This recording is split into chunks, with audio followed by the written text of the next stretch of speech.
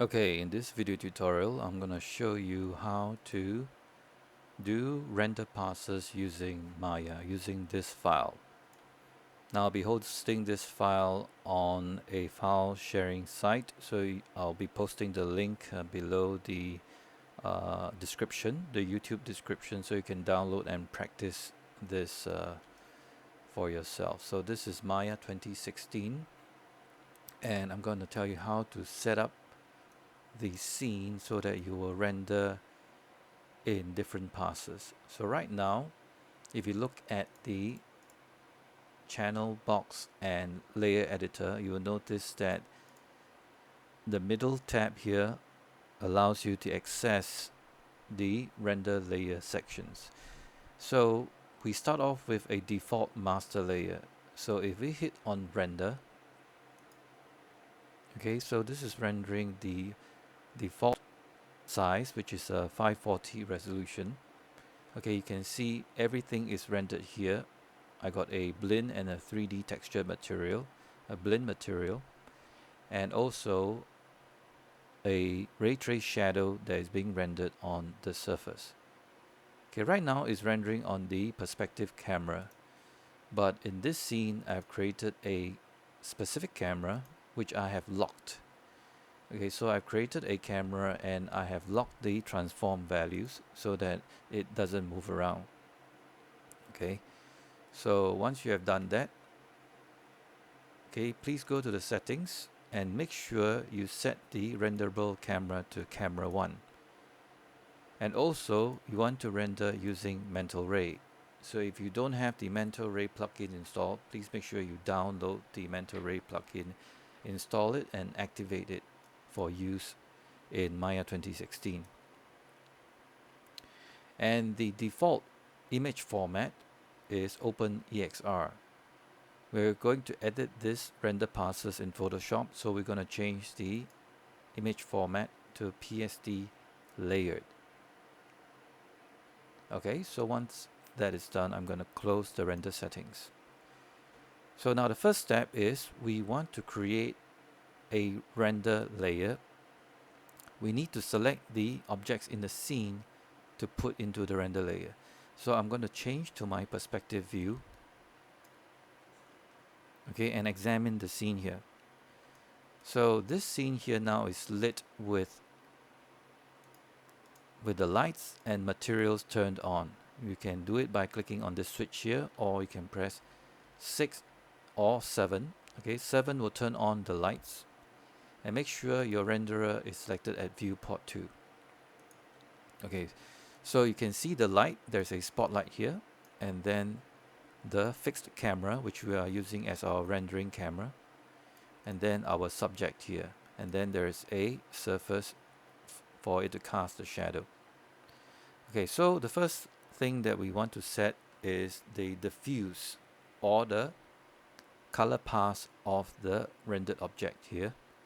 So first we're going to select the light, okay, and shift select the plane, and we're going to click on this button here, create new layer, and assign selected object. Okay, so if you click on the layer, you notice that the ground plane has disappeared and everything else, including the camera. Okay, so what we see in this render layer here is only the light and the diffuse layer, or the airplane, which we are going to assign the diffuse layer. So for this default layer name, I'm going to rename this by double clicking and change it to diffuse. And then I'm going to click on layers and choose the attributes. And for the attributes, I'm going to click on the presets and choose diffuse. Okay, then I'm going to go back to the channel box and layer editor, and you'll notice that the settings has changed. So I'm going to click on the settings and verify that I want to render using Mental Ray. Okay, so once that is done, I can close the render settings. So now I'm going to test out the render of my diffuse and check it out. So you'll notice that the master layer, the clapperboard icon here, has a checkbox there. That means that this layer will now not be rendered. Only the diffuse layer will be rendered. So let's test it out. So first I'm going to change my view to the camera view, and then I'm going to click on the render view button. So as you can see, the diffuse is now rendered nicely. Okay, there is no shadows, just the colors of the aircraft or the modeling subject. So that is successful. So now we're going to move on to the next render layer. Okay, we're going back to our master layer by clicking on the layer here, and then I'm going to switch back to my perspective view, and I'm going to choose only this layer here, or rather this background object here, and then I'm going to shift select the light. Okay, then I'm going to click on this button here, create new layer, and assign selected object. So if I go to this layer now, you notice that there is nothing here. Okay, there's no aircraft, only the light and the plane. So I want to render this separately so that I can have a ground plane. So I'm going to rename this layer, and I'm going to call it the ground layer. Okay, so I'm not going to do anything special to it. In fact, I'm going to click on this button to move it below the diffuse layer. Okay, so if I were to temporarily disable this layer so that I'm only rendering the ground layer, and I hit the render, okay, and I just want to render the camera view. If I click on render, you'll notice that it only renders the ground else. Okay, so I just want to keep the ground separate. Okay, so now I'm going to go back to the master layer again. Okay, so the master layer will contain everything. If I go to the perspective view, I'm going to select everything. Okay, and I'm going to add another new layer. Okay, so for this layer, I'm going to generate a shadow. Okay, a shadow layer. So the shadow layer, I'm going to rename this. I'm going to call it shadow. Okay, and I'm going to click on, while this layer is still being selected, click on layers, choose attributes, and presets, I'm going to choose shadow. I'm going to click on the channel box and layer editor again, and then I'm going to do a test render and see what this layer shows. And also at the same time, I'm going to click on the render settings and make sure I'm rendering in mental ray. Okay, so for the shadows, I'm going to disable the ground plane. I'm going to just focus on this layer. I'm going to do a test render, again switching over to my camera view, and then I'm going to click on render. So what I expect to see is only shadow. Okay, so everything is blank. Okay, so in order to see the shadow, you need to click on this button, and true enough, the shadow does appear. So this layer just contains the shadow, so I'm satisfied with that. So I'm going to click back to RGB. Okay, so now next. So far everything is, the blend mode is set at normal, so we're going to leave at that. So the next thing we are going to separate for the render layer is the diffuse, or rather the specular layer. So again, I'm going back to the master layer, and I'm going to go to my perspective view, and then I'm going to choose everything. Lights, actually I don't need the background, okay, because I only need the specular for the aircraft. So I need the light and I need the model aircraft, and then with these two items selected, I actually don't really need the camera. So with the light and the aircraft selected, I'm going to click and create another layer, double click on this layer, rename it as specular, and while this layer is still being selected, click on layers, attributes, and click on the presets and set the settings to specular. I'm going to go back to my channel box again, switch back to my camera view, and I'm going to do a test render. So I'm going to isolate by disabling all the render values, so only this specular is activated. Then I'm going to click on render, so I expect to see only the specular, and true enough, the reflections are shown, which is the specular. Okay, but it is rendering in Maya software. So we need to click on the render settings and change it to mental ray. So we're going to do another test render and see what it looks like.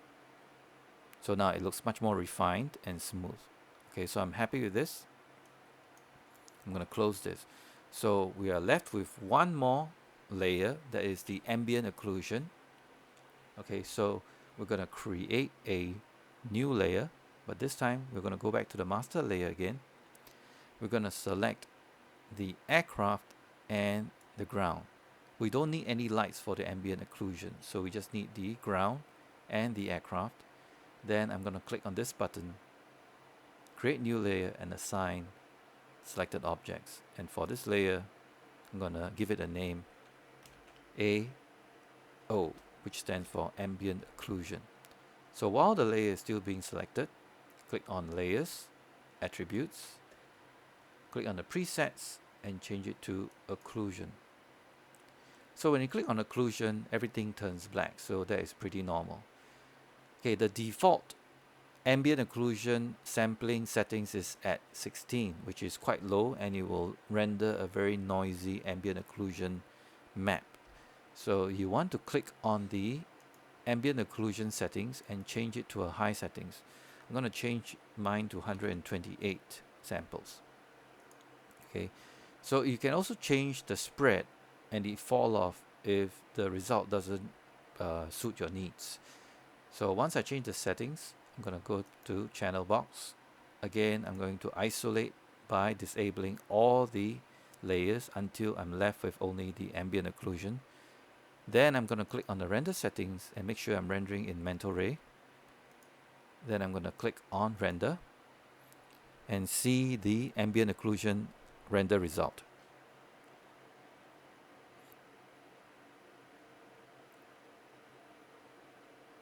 Okay, so the ambient occlusion quality looks good to me. So right now I'm going to adjust the mix settings or the blend settings. For the ambient occlusion, I'm going to change it to multiply. For the specular, I'm going to change it to screen. Okay, and everything else I'm going to leave it as normal in this particular sequence. Okay, so now I want to preview the renderings of all these layers and then composite it within this view here. So I'm going to enable all the layers. Then going to the render view here, I'm going to click on render, enable render all layers, and also click on the option box and change to composite and keep layers. So if you choose only composite layers, it will actually combine all the images together to form the composite. However, if you choose this option composite and keep layers, you keep all the images separately so that you can compare and then look what it looks like when composited. So I'm going to click apply and close. So now if I click on render, it's going to start by rendering the ground first, the diffuse second, shadow, and then the specular, and finally the ambient occlusion. And then it's going to composite all these layers together. So I'm going to click on render. So this is the ground. Then it's going to render the diffuse, which is the color map. Then it's going to render the shadow. Okay, and the specular and the AO. And then it's going to find everything there.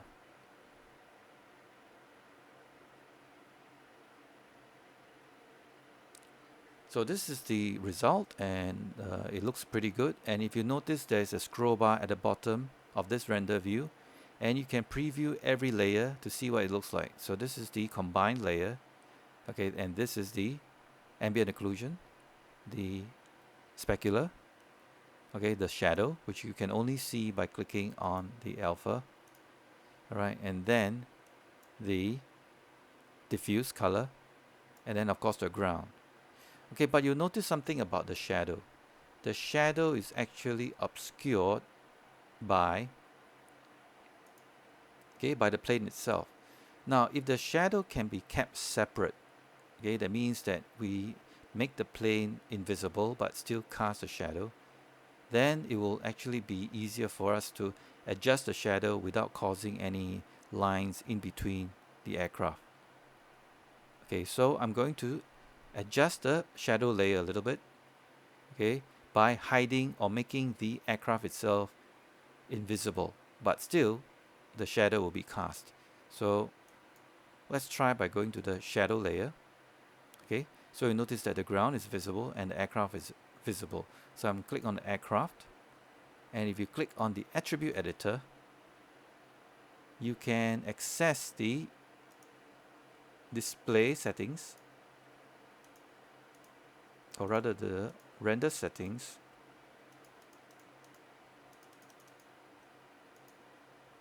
and change the behavior.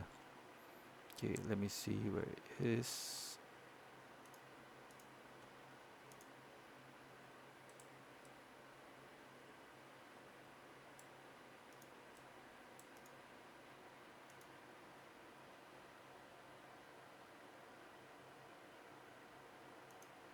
Okay, I'm going to try this. Go to attributes.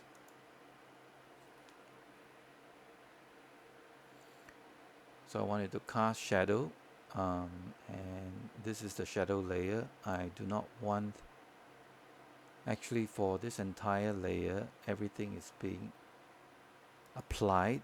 So I need to just select this surface and change its render properties. There you go. Under the render stats, the primary visibility, I'm going to turn it off.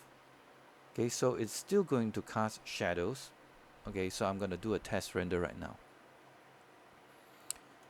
I'm going to isolate only the shadow layer and then hit render. So I should expect to see only the shadow rendered. And true enough, the shadow is now rendered without the aircraft obscuring. So I have a clean shadow that is being rendered on the surface. So this will make it easier for me to adjust the shadow later on when I go to Photoshop. So now I'm going to enable all the layers. I'm going to check the render settings, make sure that it is all set to mental ray.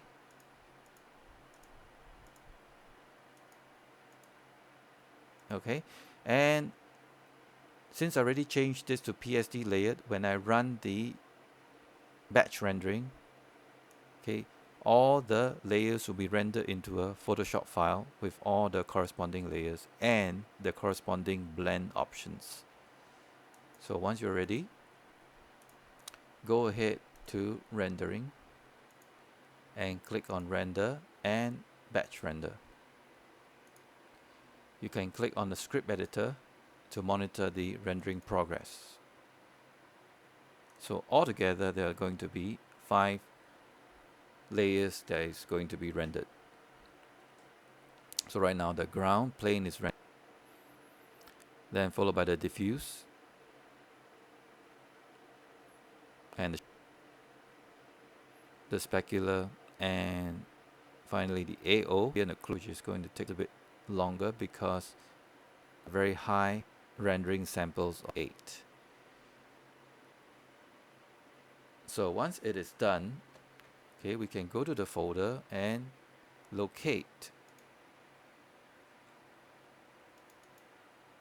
the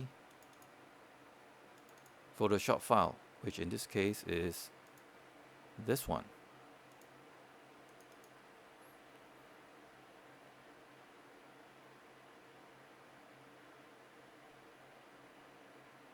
Okay, so you notice that all the layers are now combined together and some of the blend options are a bit off, so we're going to try to fix that.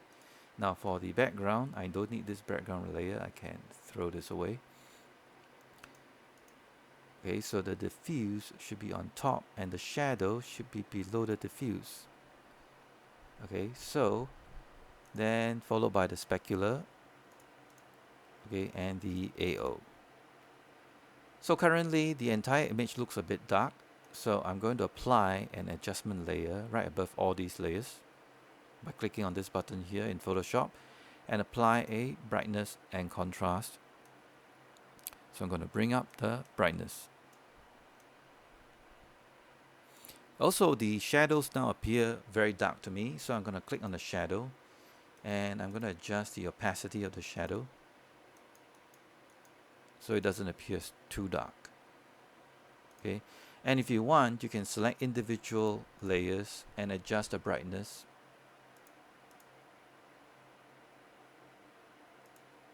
Okay, for example, right now I'm making the diffuse color brighter. Okay, by using the curves option. And if you want the specular to be brighter, you can also do the same thing.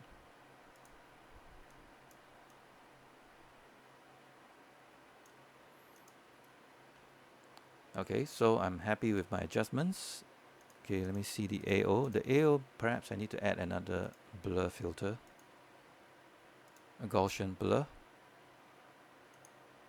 just to even it out a little bit so it doesn't appear so noisy. And this is how you render layers and edit this in Photoshop.